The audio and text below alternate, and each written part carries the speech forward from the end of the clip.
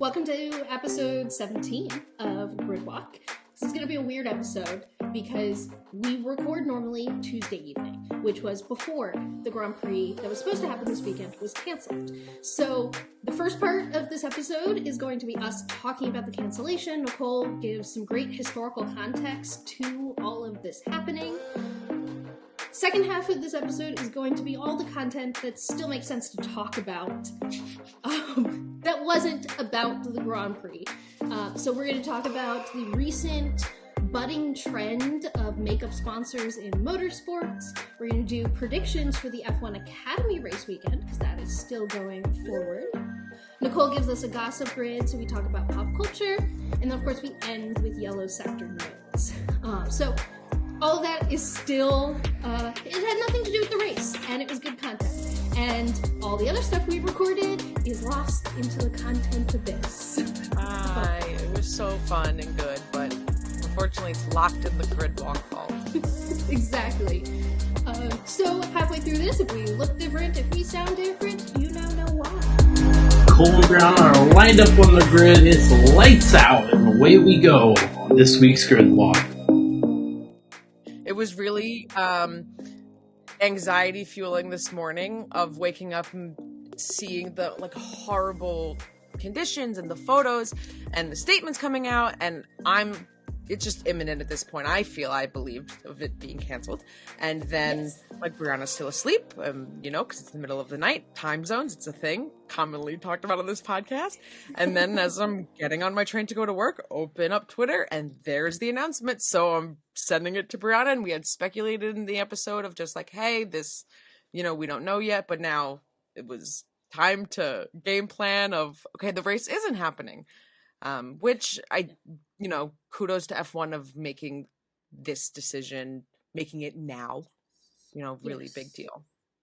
Yeah, no, this was, I think, in all of the forever lost footage of episode 17 that will not be a part of this episode, you probably heard us say multiple times, yeah, if the Grand Prix happens, because it's really not looking like it should happen, and it's not. Because the flooding and the images that are coming out of that area are terrifying. And you and I have both lived in Miami and have experienced hurricanes. I live in Southern California. We get wildfires. The fear of something like that happening and the loss of life that's coming out of this, the loss of property and people's home and safety. And then even if, let's say, all of it died down in time for Saturday, they could pull it together by Saturday, there is no reason to put the additional strain on the people who live there to hold and organize a Grand Prix and to host all these people in their home, in their town. And I think there was a lot in the statement that F1 released about, there's emergency response going on, and some of that would have to be diverted away to get the circuit and the track safe, and then some of the police force that is helping with the emergency response would then have to go and do the normal safety things they do at a Grand Prix weekend. It wouldn't make sense. No, it would be ridiculous. It would be such a harmful decision in general. Come on, let's be very realistic about what really is important right now, and F1 did that. If you do want to help, we have shared on our social media, and we'll continue throughout the entire weekend. Whenever you're listening to this, you'll be able to find links to local resources where you could donate money. Also, if you're feeling down because you really wanted a Grand Prix this weekend, just know those feelings are normal, and that's okay. I know F1 Multiviewer is going to do a watch party this weekend for, I actually don't know what Grand Prix at this time. They haven't decided. But you can go and still watch racing with other fans this weekend. What shocked me, so yesterday while we were recording, we recorded an entire podcast like this was happening. Mm-hmm. Because I don't think F1 has the best history for making decisions like this quickly. And so I do want to commend them for succumbing to the public pressure that this race should not happen, and making that decision quickly before this weekend started. It just got to a place where it was so undeniable. And looking at the weather forecast, I mean, last night when we were recording, we looked up the weather and it's like, Right. it's raining literally right now. And it just kind of felt like, who are we kidding? Really, you couldn't see the track, like, and it was going to keep raining, and it wasn't necessarily going to improve, and that was for sure. So kudos to F1 for making an actually timely decision. Why don't we trust F1? Well, we don't trust F1 because in 2021 we all had to sit there and watch Spa not really happen. Yeah, it's funny when like looking in, because when we were being like, well, how has F1 handled this in the past, and like even like the discussion of rescheduling the race and like when does that actually happen, and just kind of like what this looks like in the sport depending on what time of the like F1 timeline it is. So it was really funny going and doing this deep dive of how, when previous F1 events have been canceled, what has caused them, how it's been handled in the past, which sources chose to include 2021 Spa and which ones like didn't even acknowledge it, or which ones said like, well, this just should have been canceled. And it basically was, except people were given points for it, and 44 laps versus 3 laps, and back. people, right, yeah, that is, right. It's just a sad excuse for, right. The sticking point with all of this is that F1 is run through promoters, and promoters never want to give people their money back. So it's something like the clause is if you do like 3 laps, I believe it is, then they don't have to give refunds. I'd be pissed. I would be furious. Mm-hmm. Like, who are you kidding? But I guess they're like, we promote. You pay me to promote an event. That's the event right there. But that's not the event you promoted. Is again 3 laps versus 44. And so I never like to be an F1 excuse machine because I think they should do better, and we're proud of them for doing better this weekend. But so many confusing decisions that happen in F1 come down to the fact that there's a race promoter there who's making the decisions. So why don't we have a well-organized race calendar? Well, because all the race promoters like really specifically want their races to happen at certain times. No, I don't understand why we keep having to have Suzuka in rainy season. Can we stop? Like, things like that are happening because they have to, every single race, they have to negotiate with local officials and race promoters.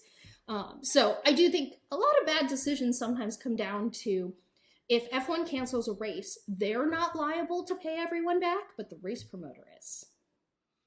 Yeah, it's a really interesting caveat to the sport. What a surprise that this is such a unique circumstance to this exact organization. Like, no, yeah, it's so on brand for it. I did a deep dive into the calendar for the rest of the year to see if there was even a slot you could fit like a rescheduling of this Grand Prix into. Okay. So my caveats were, it couldn't take a collection of races and turn anything into more than a triple header. Okay. So, like, are there open weekends on the calendar from now on? Yes. But if it was 2 races, a break, 1 race, and you slot it in, then there's 4 races in a row. Quad. I don't know what that's called. I don't want to know what it's called. That's okay. No one tell me. No, because I don't want to do it. Actually, leave it in the comments. I'm dying to know. Yeah. And the answer is there is no opportunity. What about silly season would make it like a...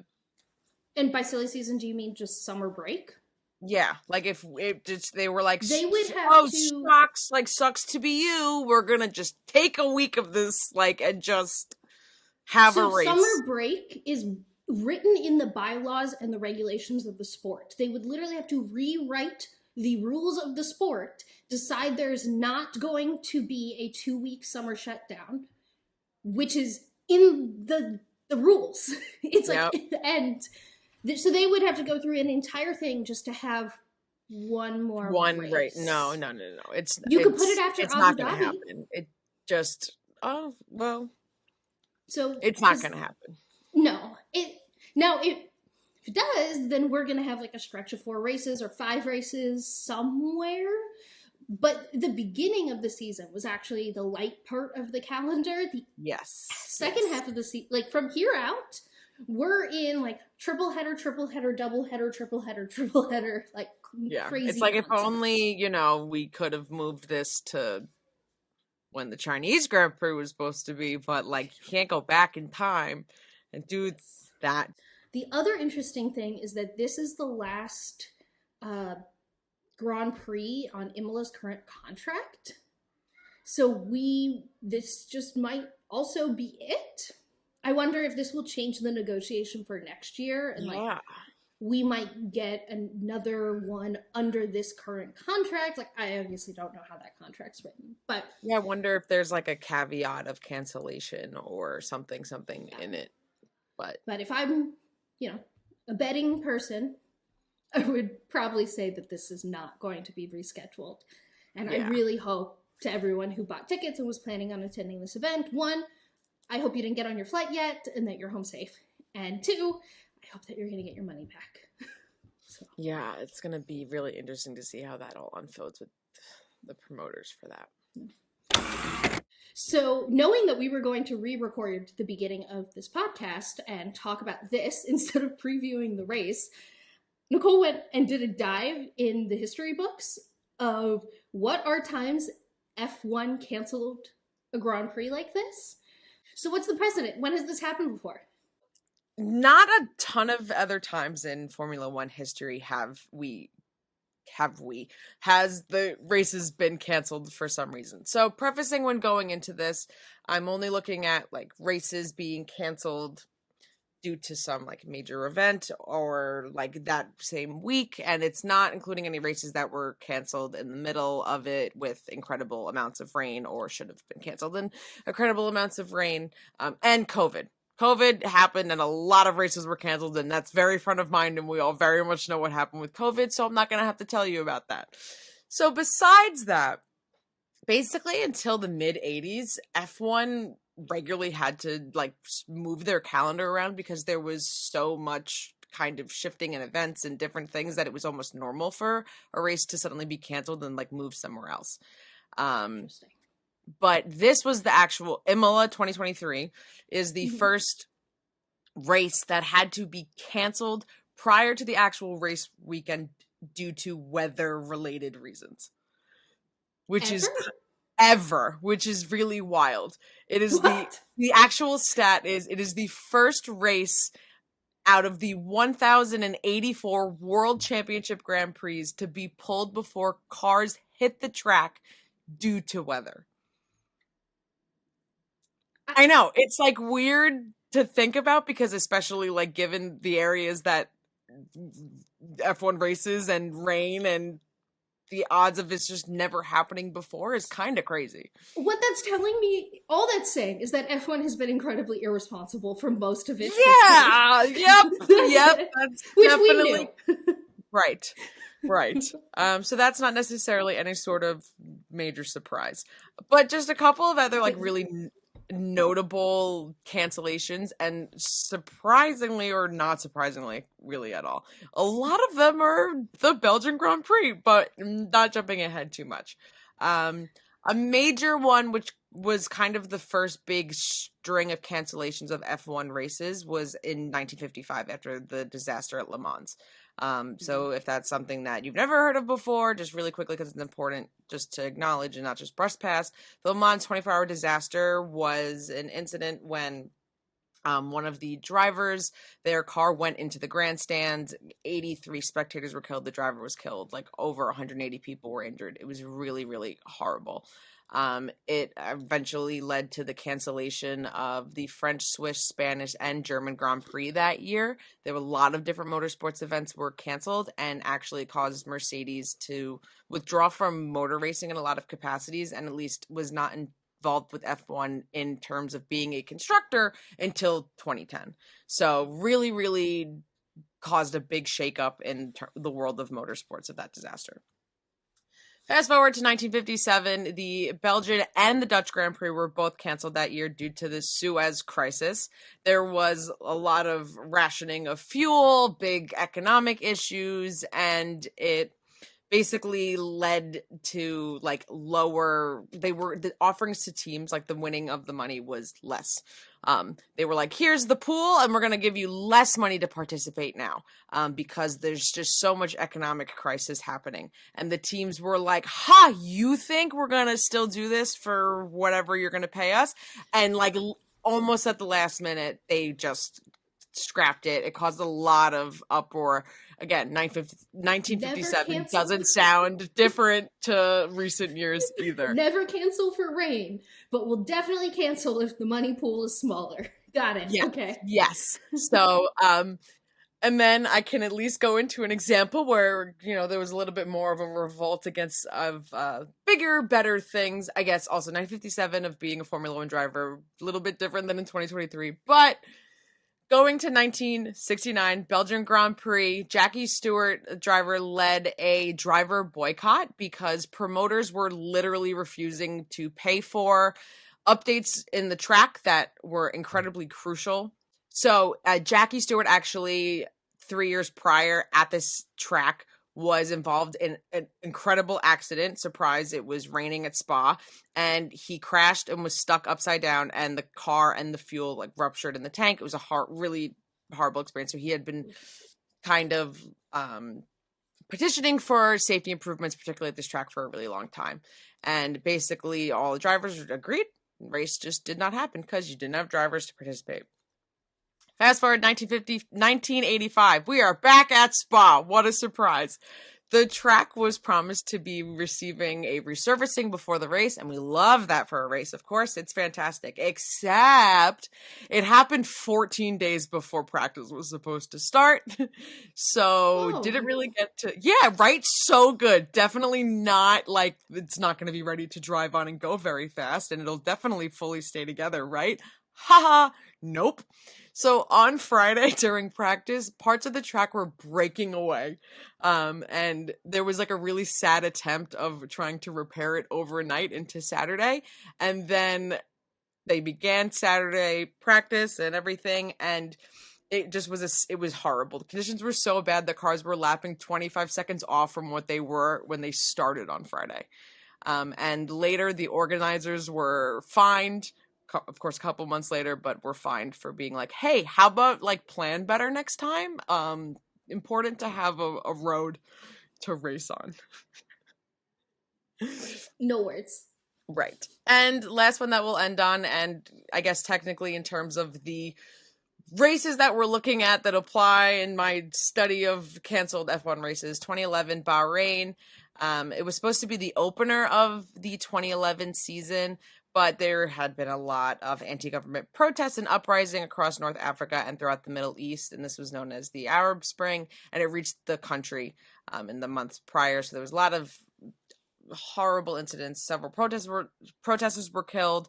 Paramedics were prevented from helping them and reaching the injured. A lot of horrible things, and it just was not the time to be having a race there. And drivers and teams were all very supportive of that decision as well.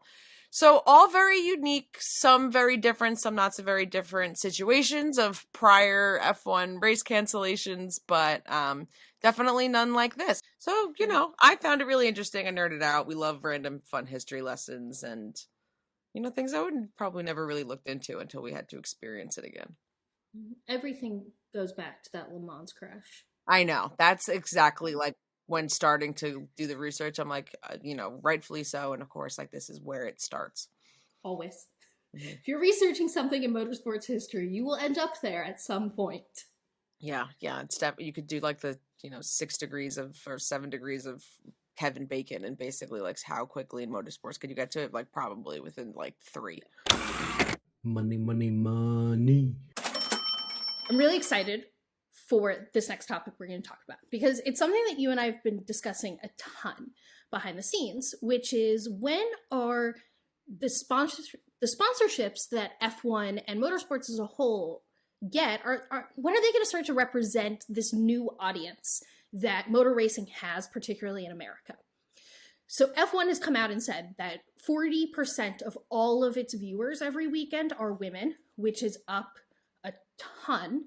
But that's also not taking into account that women fans are the most passionate vocal fans. They create community and they invest money in all of this. So motorsport, my brain short-circuited. Motorsport is incredibly expensive. They need sponsors to keep this thing running. So races have sponsors, teams have sponsors, drivers have sponsors. AKA, there's a ton of brands that are just funneling money into, we'll talk about F1 in particular. And the whole goal of every single sponsorship is, I'm going to give you money and you are going to promote me to the people who are watching the sport. So the example I've been giving a lot recently is Heineken invests in motorsports, so we all buy Heineken beers. Or bigger picture, Salesforce invests in motorsports, and F1 in particular, so when businesses and business decision makers think about what CRM to use, they decide to use Salesforce for their company. It's all the same goal. It's maybe because you saw it on an F1 weekend or an F1 driver or an F1 team that you will buy said thing. So if 40% at a minimum, at a baseline of viewers for F1 are women, my question, and that we've been talking about, is, so when are the brands that really focus on women going to start to get involved in this? And this weekend, we had actually within the last 2 weeks, we had two really big moments for this. So the first one is that Tarte sent a bunch of influencers on a brand trip to a Grand Prix, to the Miami Grand Prix. And this has been really controversial and has made a lot of people upset for a lot of good reasons and bad reasons. So I'm going to focus on one of the good reasons to be upset.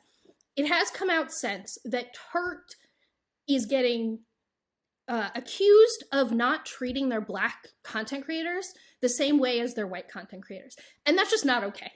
That's just plain, period, not okay. Nothing we're going to talk about right now is going to be with how Tarte executed any of their recent brand trips, which have all seen the execution of this not great.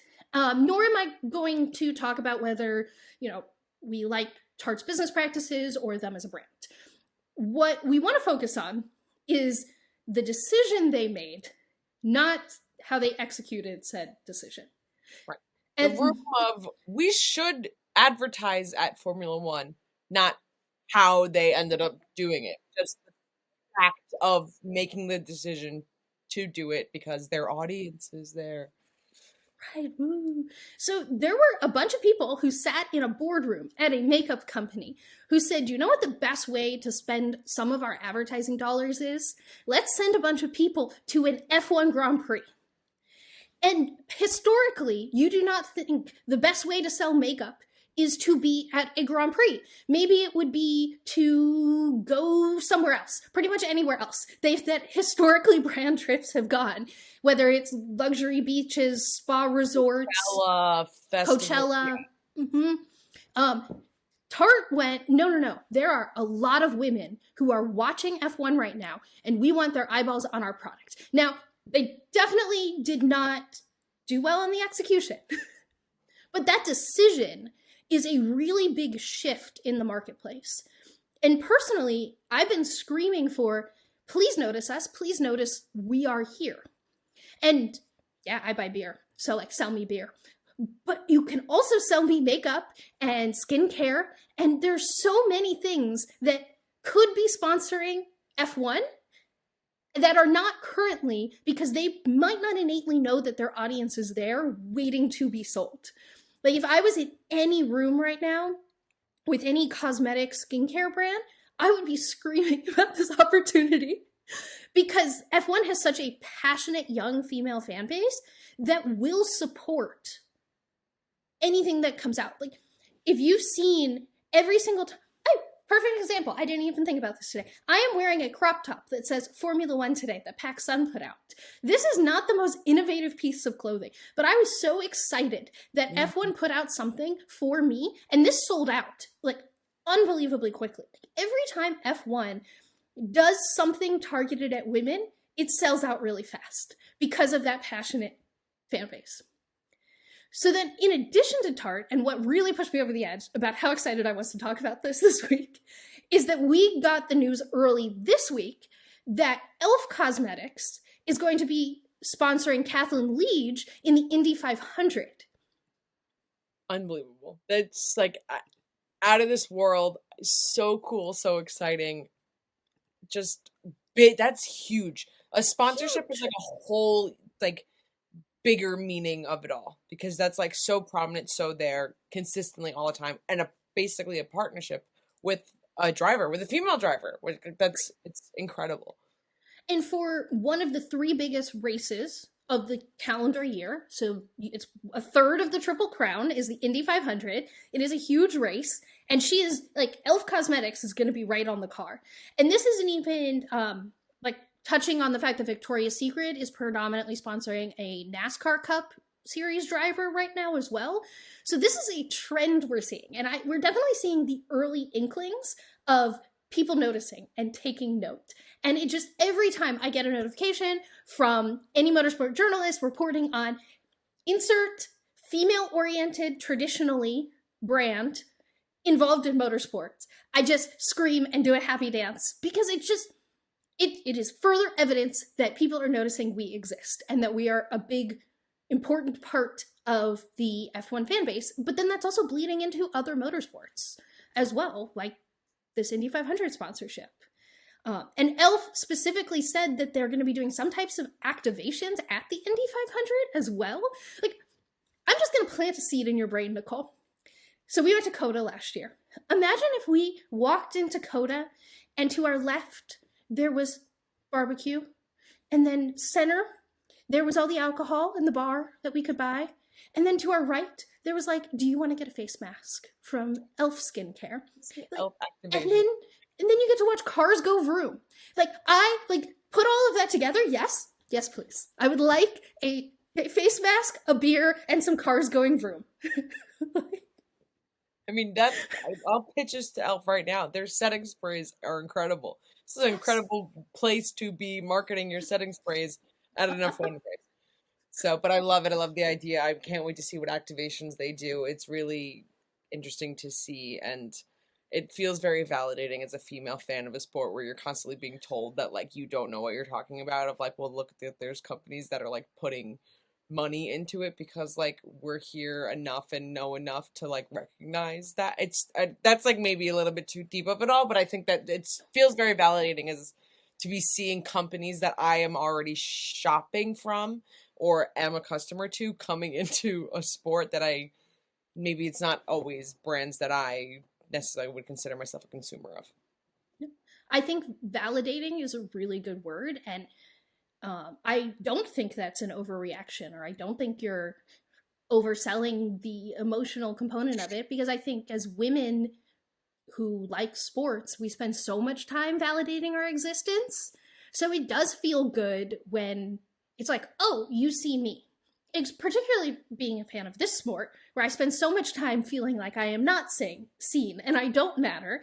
And when something like this happens and you see that you're being specifically targeted by the advertising, like, it does feel really validating. Yeah, there's a reason I do a happy dance. Exactly. I've been buying like Tarte Shape Tape for like a decade, almost, basically. And I guess not probably a decade, maybe like at least the last like 6 years. So it's like crazy of like now they're presenting themselves at a Formula One race. It's just so wild. And I think if you had said this 3 years ago, 5 years ago, it would make close to no sense. And it would never even be a topic of conversation. And probably I also just have this inkling that like a lot of brands either aren't thinking about getting involved or like, oh, it's too expensive, but like don't understand that like that'll be the lowest buy-in price that you can probably get right now before it just keeps going up. And I should have said this from the beginning. Like, we talk a lot about the business and marketing and sponsorship side of F1 because we both work in marketing and we make decisions like these for brands, and we understand what it takes for something like this to happen and what goes into it. And there's always an expectation of return. Mm-hmm. So Tarte sent influencers to the Miami Grand Prix because we would then see that, and then Tarte would be top of mind and we would go buy the product. If Tarte didn't believe that their target audience was watching the Grand Prix, they wouldn't have sent people there. If, as great as it is from, I think Kate Fagan, who's a fantastic motorsports journalist, says this a lot, is that we are so accustomed to thinking women in sports equals charity. So a lot of people will see like, oh, Elf is sponsoring Catherine for the Indy 500. That's so great. The woman gets to participate. But Elf isn't sponsoring Catherine for charity. They're sponsoring her because they think it's valuable to have their brand present at the Indy 500, and to have a female spokesperson is a benefit for that if they are targeting women in particular as their target audience. So brands aren't making decisions about supporting women or targeting a female audience in sports because of charity, and I think that's sometimes our natural inclination. So I wanted to point out that globally these are business decisions with an expected return, because when women support and like something, we do it all. We give it our money, we give it our love, our support, our attention, our energy, all of it. So I really think that this is just the beginning of deals like this. And for that reason, I wanted to throw out and have a discussion about what similar brands we think might be next to sponsor F1. So like likely to happen, could happen soon. And then also what brands do we want to sponsor F1?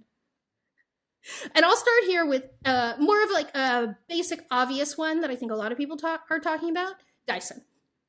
It's easy, it's gender neutral, and I can't think of anything more F1 than a $700 blow dryer. Mm-hmm. That feels like the brand, like it just sinks right there. Fans, vacuums, hair dryers, like you appeal to almost like every customer there. It just makes so much sense. But yeah, you'd get the female fans going crazy with Give me a Dyson Airwrap. Yeah, so Carlos Sainz using a Dyson Airwrap.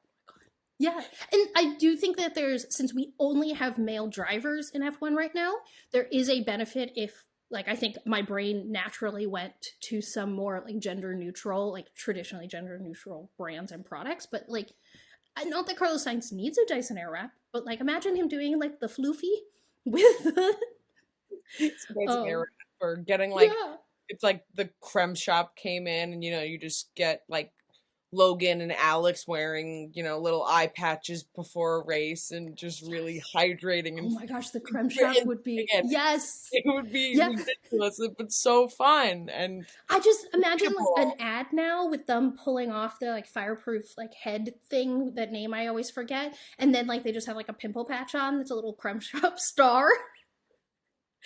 Going back to Dyson for a second, since I thought this brand pairing was so perfect, even just for vacuums, like even if they weren't doing the hair products, that I was Googling to see if they've ever had a sponsorship before, and they haven't. But Dyson has used F1 to sell their products before, because there's numerous headlines from 2014, 2015 about how the Dyson vacuum is 5 times faster than an F1 car. Or another headline is, what is 5 times faster than a Formula 1 car engine? The answer is a Dyson vacuum.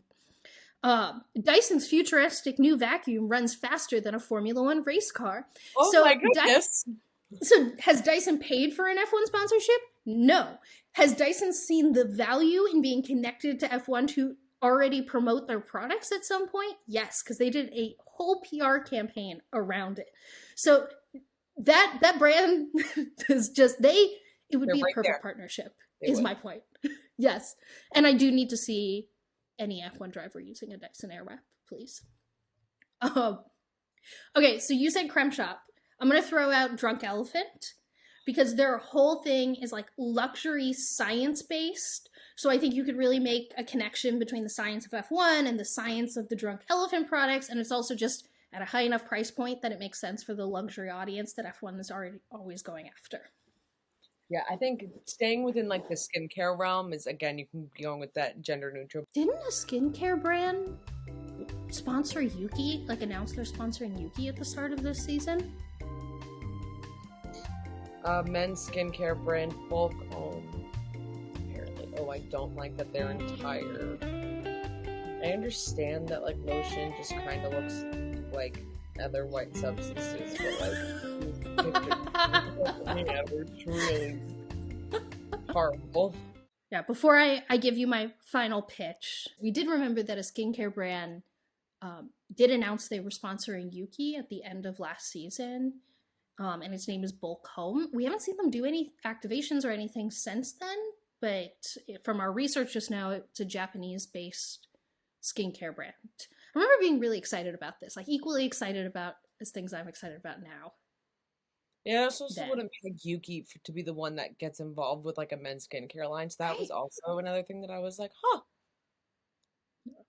And I know that at some point in the last year, Lewis Hamilton has been the face of some skincare something, which is, I mean, a match made in heaven. Like, yeah, that so. Skin, just like his skin associated with their branding is like I bet that's got to be an expensive contract, but very well worth it. So my last thing here is definitely not a brand that I think will be next, but one I want to be next. And I want a ColourPop F1 themed line.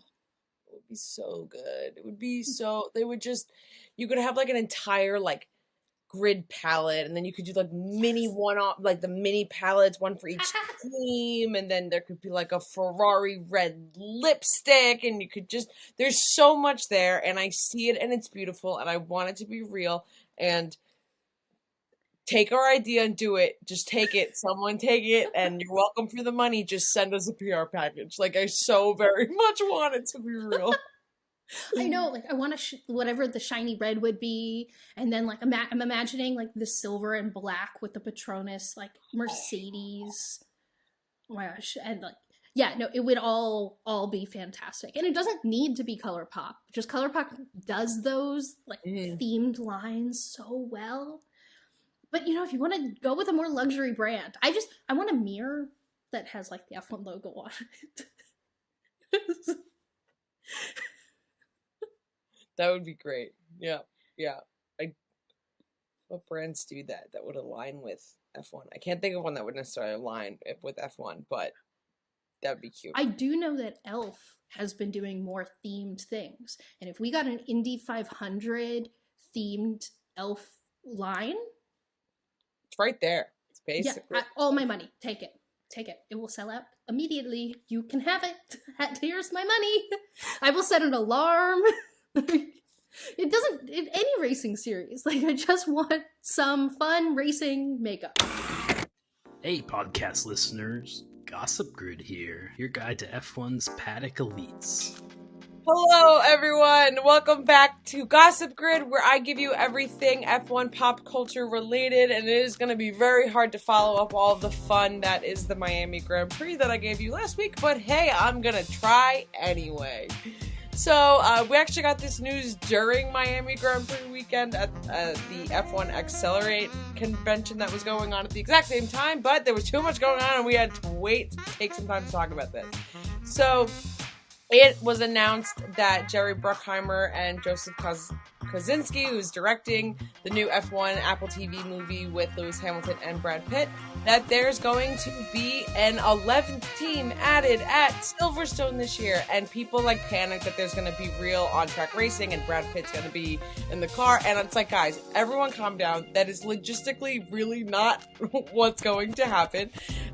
So Brad Pitt will be doing some on-track action, not during the race. He will be driving an F2 adapted car that was designed by Mercedes this year, and obviously due to safety reasons and complications that would cause with regulations and the entire competition, it would literally be virtually impossible for this to be filmed during actual F1 action, besides like getting the real race as B-roll, which they will be doing, which is really cool.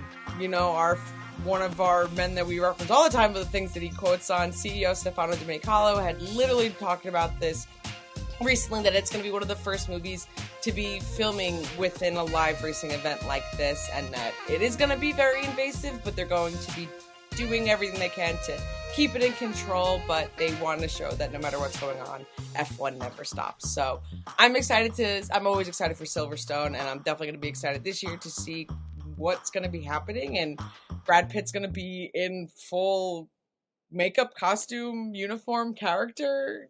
all weekend. If he's going to be on track in between sessions, like you would definitely, if you're at Silverstone, get to see it.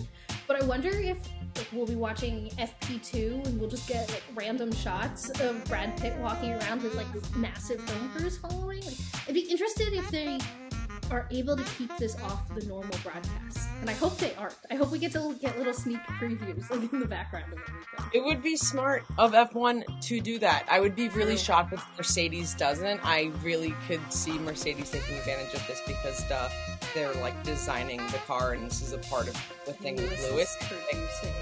Right, like hello, please do this. It's great marketing, and I want to see more BTS, and just that's so cool. It's like a whole extra team and things.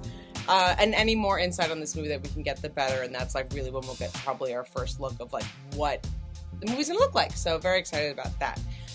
Now on to another, I guess you could say another Mercedes-related story. Lewis Hamilton was at the Lakers last week, Game 6 against the Warriors. He was sitting courtside with his business partner and actor Leonardo DiCaprio. They are both part owners of the Neat Burger, all plant-based burger co. So they were sitting together at the game, and who knows how much those tickets were actually worth, but I bet they paid probably nothing and got to sit there for good PR. That's but not true. Lakers don't do that. They don't.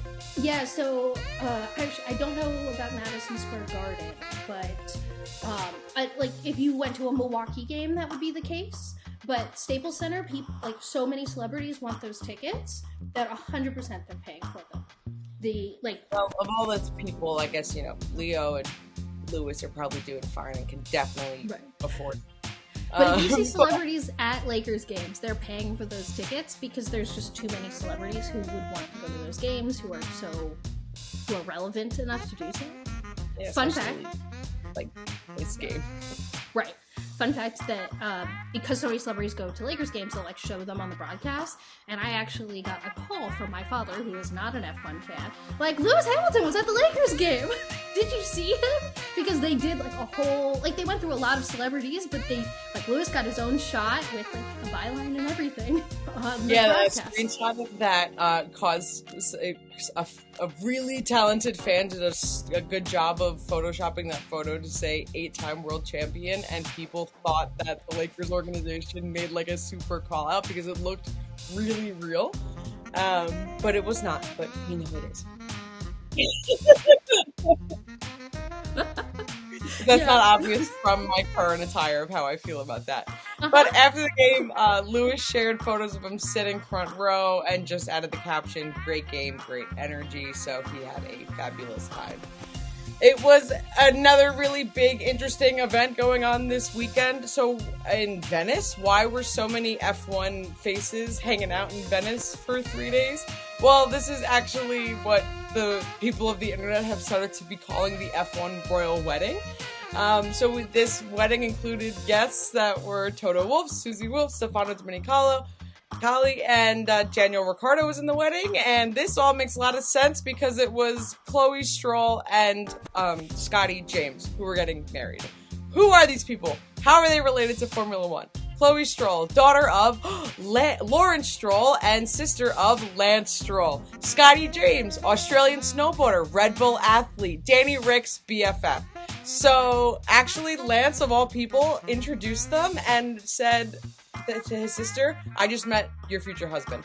Love that story. Really incredible. Really funny how these paths all cross, but that's why so many F1 people spent 3 days in Venice this past weekend. And last fun bit of news are to American US fans, we are getting an F1 arcade in the US. They currently have one in London that does really cool events like watch parties. They have a ton of simulators in this arcade, and I'm really, really dying to go. So they're opening one in Boston in early 2024. It is supposed to be at the Boston Seaport with 69 full motion racing simulators, lots of food, drink experiences, an electric atmosphere, literal exact quote, and perfect game watching experience, race watching experience. In London, they have watch parties that have competitions and prizes and trivia and all that different kind of stuff, and like a DJ. So I'm really hoping that they keep that same energy and type of activities in Boston. And I definitely will take a visit there next year once it's open. So definitely maybe not as jam-packed, as exciting as Miami Grand Prix, but I always think F1 and pop culture moments are pretty great. So that's all I got for you this week. I thought it was just as exciting. Just a little bit less Vin Diesel. We are starting our F1 Academy predictions this week. The way we're going to do it is every week we get to draft 3 drivers for the F1 Academy weekend, and whatever points they score, we score those same points. We get 3 drivers each, but we are only allowed to pick 2 drivers that are in the top 7 of the standings, and then we have to pick at least 1 driver that's in the bottom half of the standings. So we have to take a flyer on someone who's not consistently churning out results. We waited until round 3 because we wanted to be able to make semi-informed, not just completely random decisions based on how things are going, essentially. We're going to do snake picking, and Nicole has opted to go first.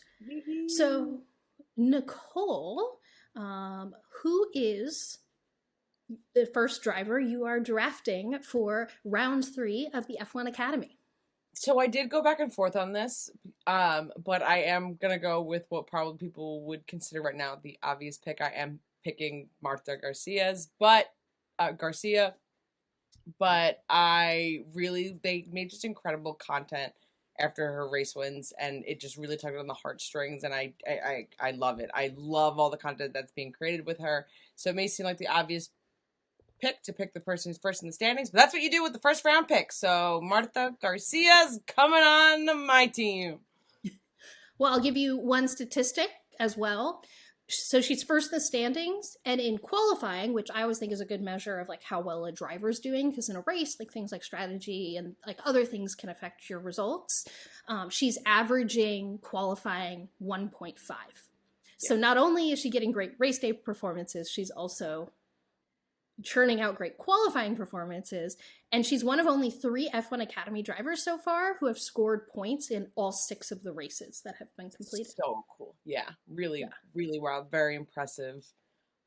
So it's an easy first round pick. Yeah. So. She's had an amazing first 2 race weekends. Incredible. Yeah. So with my first and second pick, since we're snaking it, I'm going to go with Abbi Pulling and Bianca Bustamante. Both of these drivers, Bianca's currently 6th in the standings, and Abbi is currently 7th in the standings. But Bianca is averaging qualifying 3.5, and Abbi is averaging qualifying 2.25. So they're both qualifying a lot better than their current standings. Abbi had the issue where she had disqualified from her 2 pole positions she got in race weekend 1. So essentially, of the top 7, besides Marta, they're the 2 drivers that are qualifying the best right now. So I'm going to bank on that going into the unknown track here for race weekend 2. So those are my picks. That was, you literally snagged what probably would have been at least like one of my next picks, if not both. They were like definitely on the list. All right, with your final 2 picks here, you can pick someone from the top 7, but one of them at least has to be from the bottom half of the standings. Okay, so I'm going with here. I'm not making any final decisions right now, but I definitely am, because I have my list of rankings of order of like, here, this is my priority. Okay, I'm gonna take Lena Bueller. Okay. And Chloe Grant are my picks. So I have Marta, Lena, and Chloe are my 3. An interesting Lena fact. So there's 3 drivers who've scored points in all 6 races. Lena is the only driver to have scored points in 5 of the 6 races, and then all the other drivers are less than that. So she has definitely been very consistent so far. Right? There was points. Yeah. I saw the consistent point scoring. I'm like, okay, at least it's getting something's not, we love getting points. As someone who is not getting a lot of points elsewhere in predictions, You know, and you don't want to just go, when looking at the standings, you don't want to just go like, oh, picking, going back and forth. 1-2, 1-2. Yeah, no, Yeah. 100%. And then this goes without saying, but we want to do these predictions and we're following this series, but we want all these women to do well because the point of this is that we want as many of these women to get seats on the next, in F3, which is the next step in the ladder. So, like, just disclaimer to all of this. But it is fun. It's a sport, rooting interest. So we're picking it. Right, exactly. We're talking about it, rooting interest. Rooting interest is for the whole, not everyone to succeed, but for the series to succeed. So, yes. There's some rooting interest involved. Okay, so then I'm going to go with my final pick to round things out. I'm going to go with Jessica Edgar, which, yes, seems, I mean, she's 8, and I needed to pick someone in 8 and below. But her average qualifying is averaging out as a 7, and in race weekend 1, she qualified 5th and 3rd, so she had a much better race weekend 1 than 2. So if I'm looking for trends of performance here, in order to pick someone, I'm gonna go with her. I think she is qualified better than her current standing in the overall standings. So that's also, it's early in this whole new series and everything's still like about. So who knows what we'll see, and maybe these picks will jump around and be very, very different, you know, for the next race. But I'm excited about this. I'm excited now that we have a rooting interest and another way to be competitive, because of course that's exactly what we need. Because that's what, yeah. Right. Yeah, because we really need that. Which, I just want to clarify, if people are hearing us say that, like, we're not actually, like, competitive with each other in, like, real life. We just like being competitive with sports and, like, silly things like this. Like, and this, I more feel like I'm competing with myself of picking correctly than, like, against your picks. Welcome back to Yellow Sector Notes. We end every show with one note from every F1 team, because we can't go in depth about every story going on in F1, but we think there's something interesting going on up and down the path. So, starting like always at the Red Bull Garage, Red Bull's car livery design competition is now open for Austin. So if you want to submit a design and potentially get it selected, like the one in Miami was, submit it soon. It closes very soon. Aston is in rumors to be in talks to team up with Honda for the 2026 engine regulations. Nothing official yet. We just know they're talking. They want to become a works team. So, this one was pointed out to me by a post on @DecalSpotters on Twitter, which, by the way, is a fantastic Twitter account if you just want to follow sponsorship news up and down the grid. The Mercedes race suits now feature 2 stripes down the side of the leg. And it didn't, at least in Australia and earlier. So all the photos of Lewis's podium, there's no 2 little stripes down the side of the leg. But in Miami, there were. So I don't know why, but they're cool. They're Chartrona's blue. But I was like, why? What does it mean? What does it mean? I think it means they had an interesting design update and they brought it to the track. They're bringing upgrades. They brought race suit design upgrades. Charles Leclerc shot content in Monaco this week with the agency race service. It seems like it's centered around him driving his Ferrari road car around Monaco very quickly. Alpine CEO continues to set ambiguous ultimatums to the press about team performance. I call them ambiguous because he's not telling us what they need to be doing or whose job is on the line. But they definitely need to be doing something, and someone's job is on the line. And you can infer from that what they need to be doing and who needs to be doing it, or they will be fired. Okay. Lando got a new McLaren. Hopefully it runs better than the race car. Haas.